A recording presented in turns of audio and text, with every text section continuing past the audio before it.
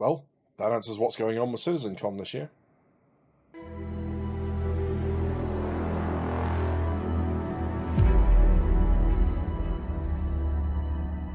CitizenCon in 2025 will not be an in-person event. According to a post by Zyler that went up on Spectrum just a few minutes ago, it's going to be streamed on October the 11th to both YouTube and Twitch, with the replay going up immediately afterwards. They have said that this year's showcase will be shorter than the traditional in-person CitizenCons or the digital ones that we had during COVID, but that it will be, quote-unquote, densely packed with exciting content and reveals you won't want to miss. They haven't given much other detail. There's not really timings or what that content might be, and to be honest, this might not surprise you, there hasn't really been much rationale given either. What they have said is that the team is hard at work on our upcoming major milestones, and energy is high as we push forward. Squadron 42 is progressing well as we work towards next year's release, and across Star Citizen, our focus remains on delivering meaningful, measurable improvements and fresh content with every patch.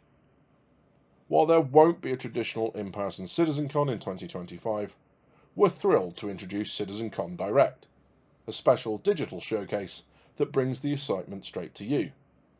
This year's format helps us keep the momentum going, while still giving the community something truly special to look forward to.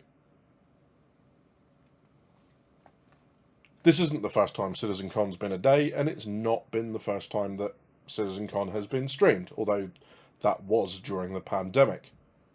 On the face of it, the decision makes sense. When you're focusing on bug fixes and stability and new features are taking a back seat, it's going to make sense. There's not going to be a lot of traction between last year and this to make a 2-day event, or people travelling to it in person even remotely worthwhile. So I'm on board with all of that. But it is kind of hard to ignore the timing. I'm sure all the speculation junkies out there will be having a high time talking about how this might indicate doom for the company for the X number time. But there are a few things going on that, are going to add fuel to that fire anyway. There's the closure of the LA studio, the rejig of Star Citizen's senior leadership, the fact that the financials haven't been submitted for a couple of years ago.